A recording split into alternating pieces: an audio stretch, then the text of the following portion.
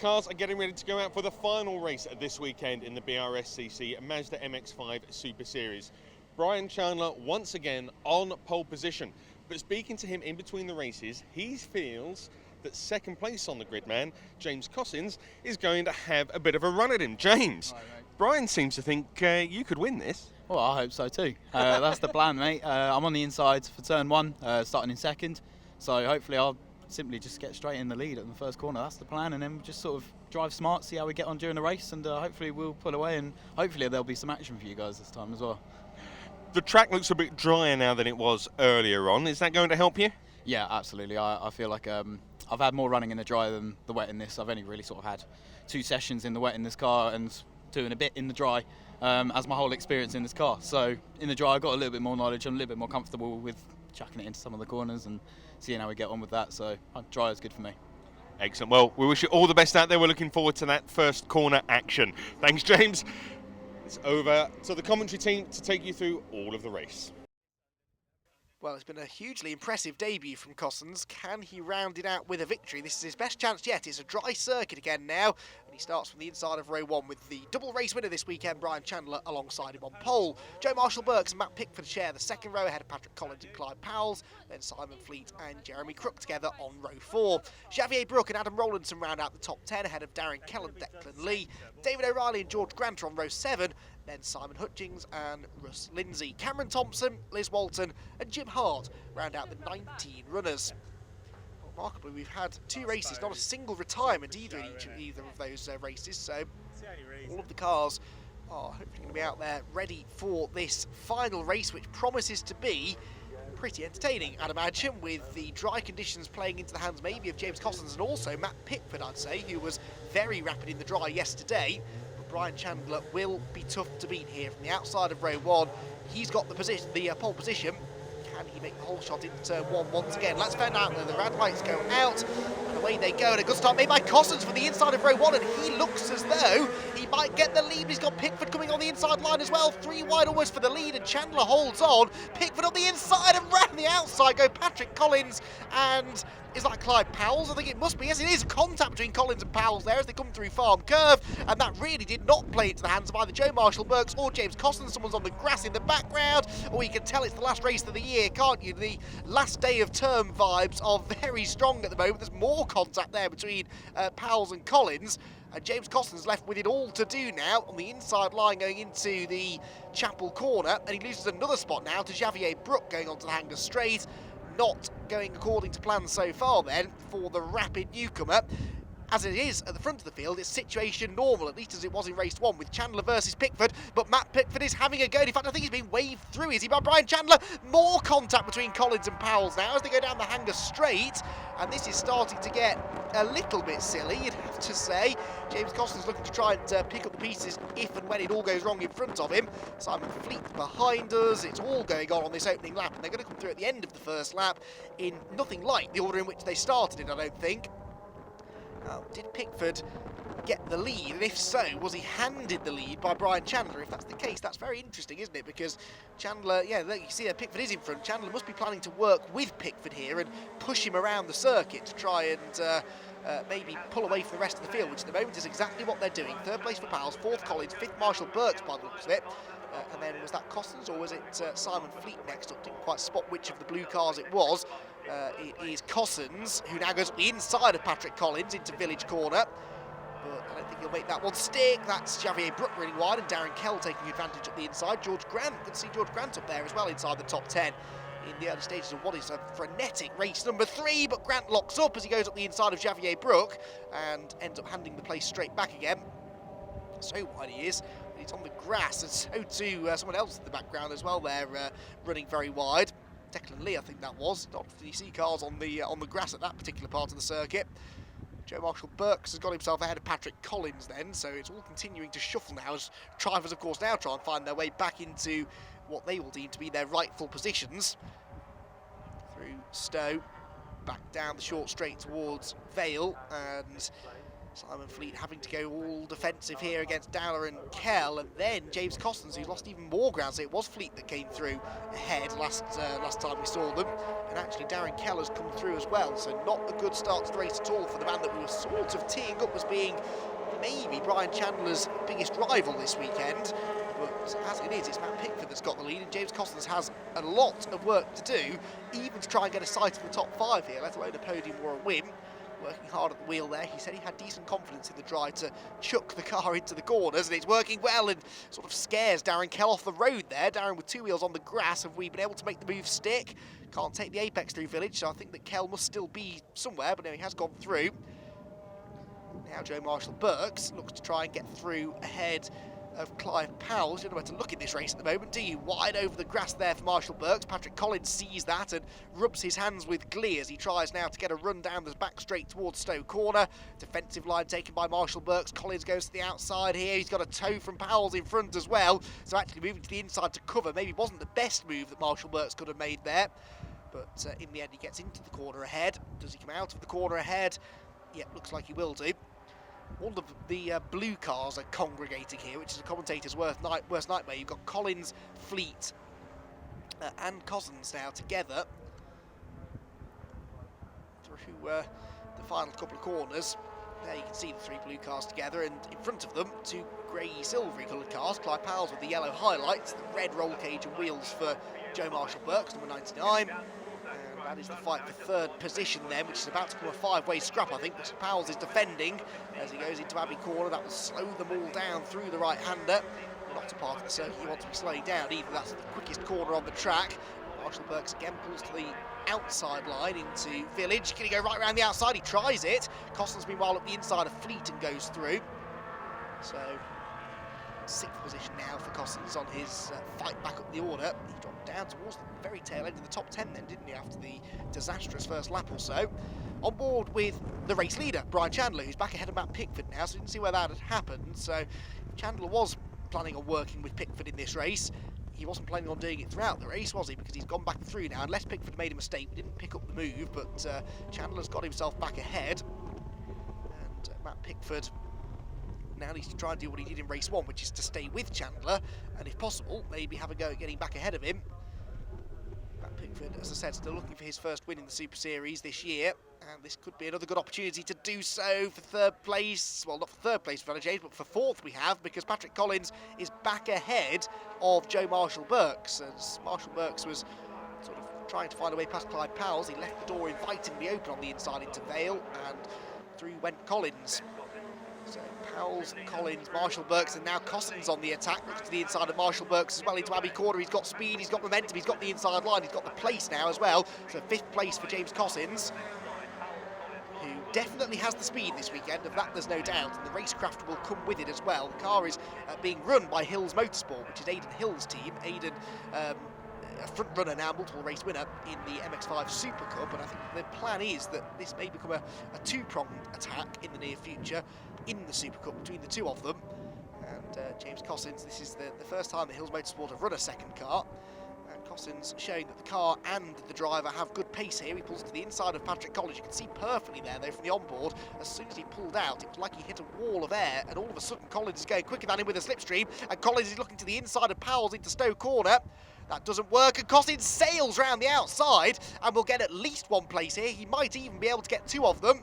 No, Powell's sees that he can't do that, but he does manage to slot himself in between the 2 as they drop down the hill into Vale, and Marshall-Burks goes up the inside of Collins as well now. That's 2 places lost for the Treble 9 car in just as many corners. So great racing here then. This is definitely turning into the liveliest race of the weekend, and now more ground being lost by Marshall-Burks, who a lap or so ago was thinking that he might be onto the podium, and all of a sudden he's almost at the back of this queue. He keeps Simon Fleet behind, but that will be of little comfort. So now it's James Costons that's on the boot lid of the 3rd place man, Clive Powell's, to try and get his 3rd podium of the weekend. Collins and Marshall-Burks side by side again, but this time it's not for 3rd position. All right around the outside for Marshall-Burks. That gives him the inside for the left-hander, but I think that Collins was always going to show him the edge of the road, which he did. Drop down into the right-hander, and that was the mistake from Collins that Marshall-Burks was waiting for. Oh, Collins rattles over the curbs, and that might leave him vulnerable to attack from... Thumbs up to Collins. I don't think he intentionally left the door open there, though. This might leave him under attack from Simon Fleet behind, though, but we're picking up the toe once again. Down to the braking zone at Stone. I think that Costins was going up the inside of Clyde Powell's there as they went into the right-hander. Yeah, he's gone through. So lots changing around there. Marshall Burks gets himself ahead of Patrick Collins, and there James Costins gets himself ahead of Clyde Powell's for third, but I think it's probably too late now for him to go after the leading two, which is a great shame, but had he not lost that ground at the start, he no doubt would have been up there with them.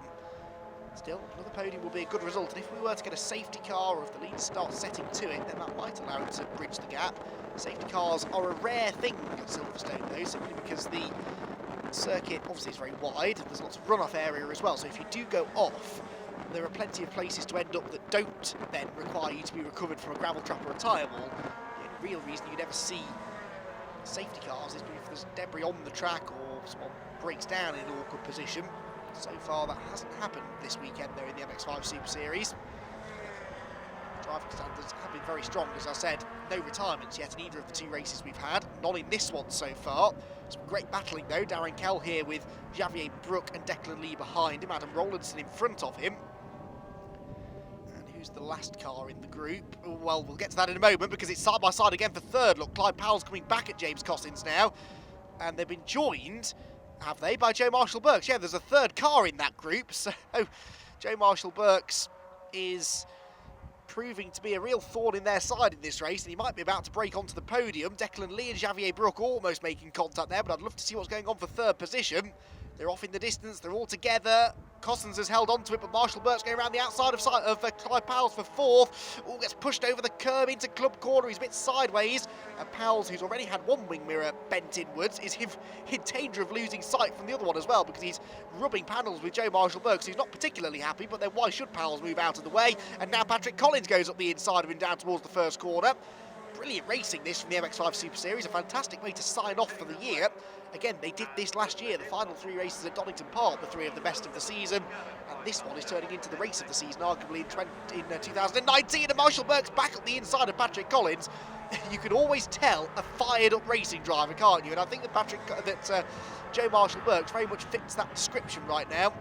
He was a little bit miffed at the way that he was raced by Clyde Powell's, to the point that it lost him a place to Patrick Collins, but he was not willing to waste even a further second behind Collins. He wanted to get back after the cars in front, because again, a lap ago, he was in the fight for third place, and now look at the gap between himself and the third place man, the blue car there of James Costins. It's a lot of real estate between them, and he's still got to get ahead of Clyde Powell's as well. So Joe Marshall-Burks rather seeing this race unravelling a little bit. He'll be disappointed if he only leaves Silverstone with one podium, but right now that looks like it's on the cards, that third place for race number 2 in the slippery conditions.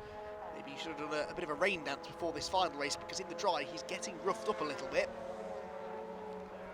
Back out of the final turn they go then. There is Patrick Collins. Simon Fleet in his wheel tracks then as they head down to Abbey Corner. Off through to another lap they go then into the second half of the race. Darren Kell, and there, side by side, Jeremy Crook, who's a bit further down the order than he has been in the previous two races. He gets himself ahead of Declan Lee, though, going through the first turn. Back to this third place, or fourth place squabble now it is, isn't it? Because Costins has sort of got away from them. So Powell's fourth, Marshall-Burks fifth, then the 999 car of Collins is sixth. Oh, and ahead of him on the grass.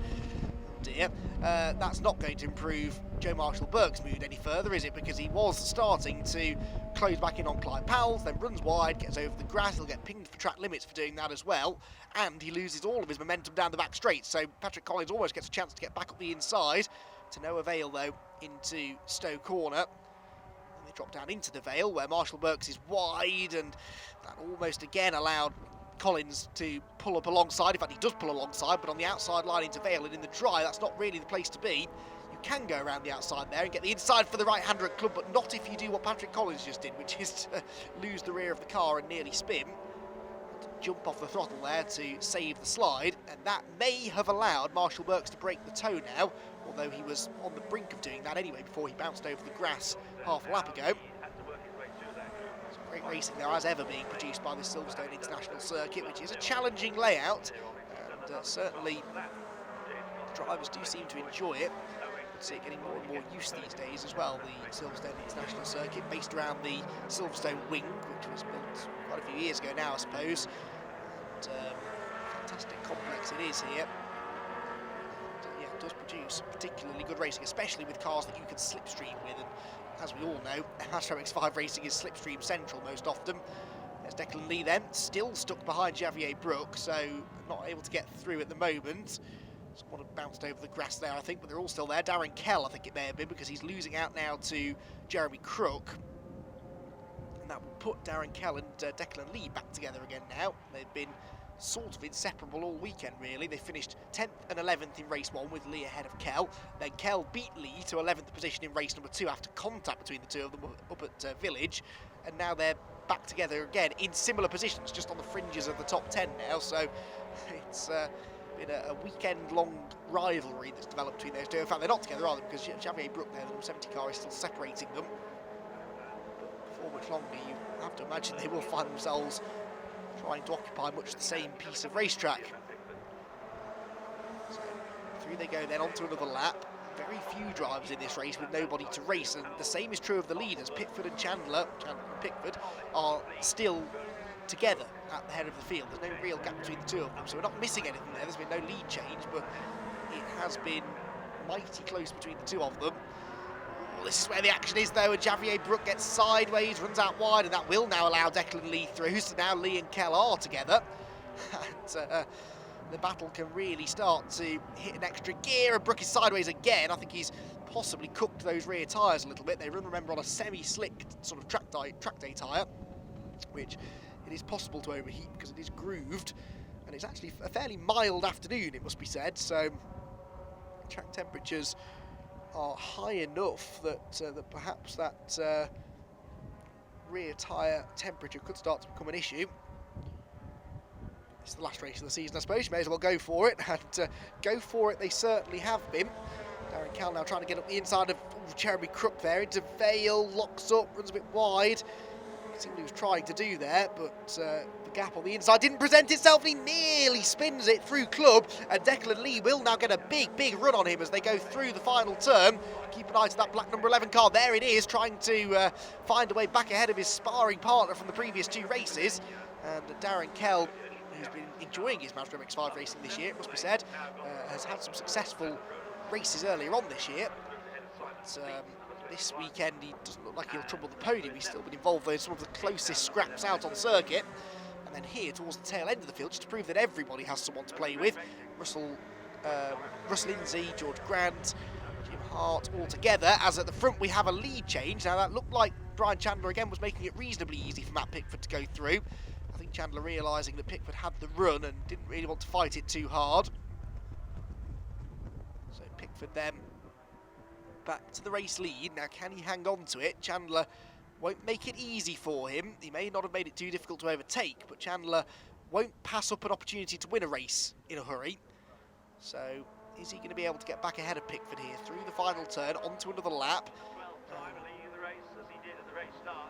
And Chandler then looking to try and wrap up a hat-trick of race victories here from Silverstone, but Matt Pickford is not going to prove to be an easy adversary. Through the first corner, Chandler has a much better run out of the right-hander and pulls to his left, our right-hand side of the screen.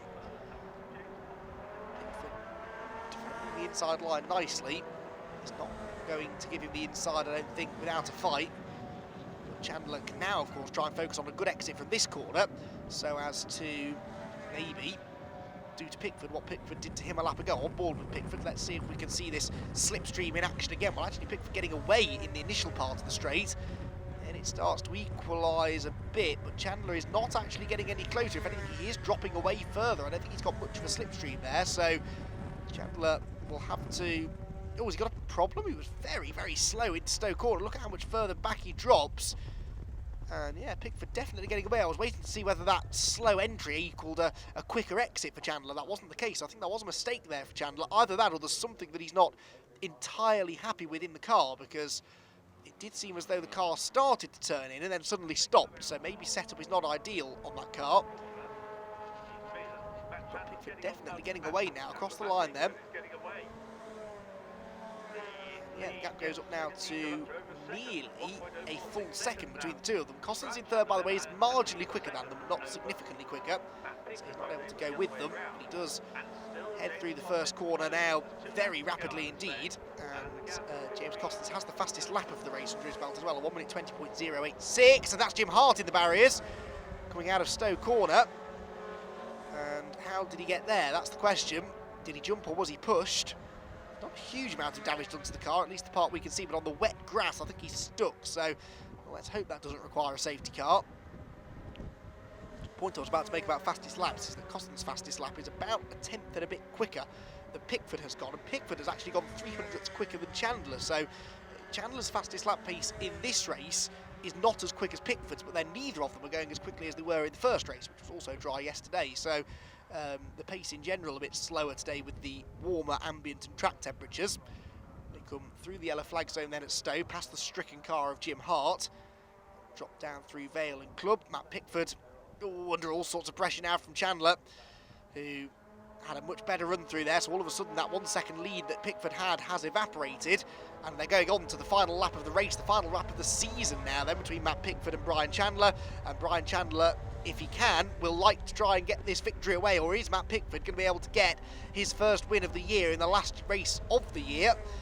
Well, there are a couple of key places that he needs to defend. This is one of them, into Village. He does go to the inside line, Chandler goes to the outside. That means that Chandler will be quicker off the corner in theory, or especially since Pickford runs a bit wide, so Chandler gets right back onto his tail again, but no real gain made there.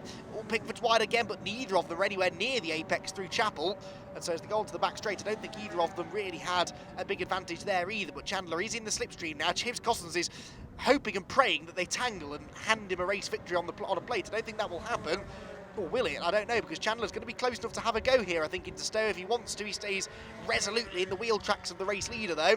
So if the move is going to come, it will be down into the braking zone at Vale. But is Chandler going to be close enough? Has a bit of a slide mid-corner, but he's carried good speed off the turn. Pickford will have to cover the inside line, which he will not, actually. Doesn't feel the need to cover. So he's got some good confidence under braking, and with good reason, because he makes the corner first. And I don't think that Brian Chandler is going to be able to do this now, so it's not going to be the hat-trick for the BC Cars driver. It's going to be a 2 wins and a second place for Chandler, because the victory in the final race of the season goes to Matt Pickford. Fantastic stuff by a quarter of a second. He hangs on with Brian Chandler in second place. James Cossins comes home in third.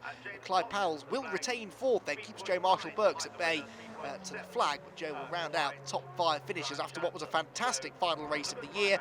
Brilliant stuff from the MX5 Super Series. We don't know exactly what the plan is for next season, whether or not this grid might merge once again with the MX5 Super Cup, as some have suggested it may. But either way, throughout this year and last year, the Super Series has kept us thoroughly entertained. Confirmation of the result then. Pickford wins it, Chandler second, and Cossins back on the podium in all 3 races. Clive Powells and Joe Marshall-Burks 4th and 5th, with Patrick Collins 6th and Adam Rowland up to 7th, ahead of Simon Fleet, Jeremy Crook and Darren Kell. He got the better of Declan Lee by less than a quarter of a second that time, ahead of Xavier Brook and Simon Hutchings. Once again though, all 19 get to the flag. Matt, well done on your victory. Some tough racing out there, particularly around the start. It was. I got a great start. P4 in this place is a great place to start from, because it actually puts you more close to the wall and gives you that great line for turn 1. So I think by turn 1 I got a great start and was in P2. I took Brian going into, I think, the complex up at the top. He quickly got me again, but I just stayed in his toe. And yeah, it was very close. I think we managed to gap the field quite a bit. And then towards the end, he missed a gear going onto the hanger straight, and I just got the toe and got past him. So that was great, great opportunity. Able to put a bit of pressure on him. Yeah, and he's the boss, of course. So you know, it was a BC Cars Motorsport 1-2. So yeah, that was really good. Excellent. And last race of the year. Yep. Are we going to see you back next year? I think you might. Well, it depends what the format's going to be next year. I think there's a lot of talk of that between Super Series and Super Cup. So we'll see what's going on, and then we're going to keep the car for a little while anyway. Fantastic. Well, congratulations. It's a great way to end the season, and enjoy the winter. Thank you very much. Brian, second place. That wasn't probably the race you were expecting to have. No. To be fair, Matt had the pace in the dry all weekend. he's improved massively over the year, and yeah, it just goes to show he can now put a race win in. So yeah, boy done good, and I just come in behind him. So yeah. You were expecting to have a bit more of a challenge from James. That didn't quite happen. Yeah. I thought, to be fair, I thought there was going to be 4 of us, kind of like nose to tail for most of the race. I could see it got quite scrappy at the start, and that kind of just allowed me and Matt to go, and the toe rounds here massive. So once we just sat in each other's toe, we was really away as long as we didn't do anything silly. So second place, coming into the winter. We're going to see you out next year. Pass. Hope so. I'm always out in a Mazda at some point. Whether I can commit to a season in something, I don't know yet, but we'll see what happens over the winter. The boys keep me too busy. You've got to tell them not to keep damaging your cars. Yeah, I know. That'd help. Right, it's been great seeing you out here this weekend. We look forward to seeing you at some point next year. At some point. Thank you very much. James, another podium from this weekend, but probably not the step that you were hoping for. Yeah, well, I'm chuffed with two thirds and a second. My first ever race weekend, but it's just a bit annoying. I got a good launch and then just messed up the gear again, going into second gear. Simple thing, and then I just got absolutely, loads of cars left, right, and centre. And I think I was about 8th going into turn 2 or 3 or something like that. So it was a good battle going back through again. I really enjoyed that part, but then once I got into third, it was a bit of a lonely race. Just trying to catch up with the other guys in front. I knew I had the pace to win, but unfortunately it was just a bit of impatience at the start which let me down. But, Aiden Hills and Motorsport, they've done wicked for me this weekend. Mega guys. I can't thank them enough, really, but all I can really do is just hope that I can be on to the grid next season. Just find those all serious sponsors, really. Well, certainly we look forward to seeing you out there next season, and it gives you some momentum and something to work on over the winter. Yeah, absolutely. I've got Aiden. He's one of my good mates. So I pop down to his yard every now and then, just have a look, see what's going on. But I'm always keeping my eye open for opportunities. I'm always keen to race in anything, pretty much, as we all are. So is this a quick sponsor plug? It could be. Anybody out there, send something to me. I've got a clean white suit, so it's ready to be put some stickers on it. Brilliant. Well, it's been great seeing you here this weekend, and we wish you all the best over the winter. Cheers. Thanks very much.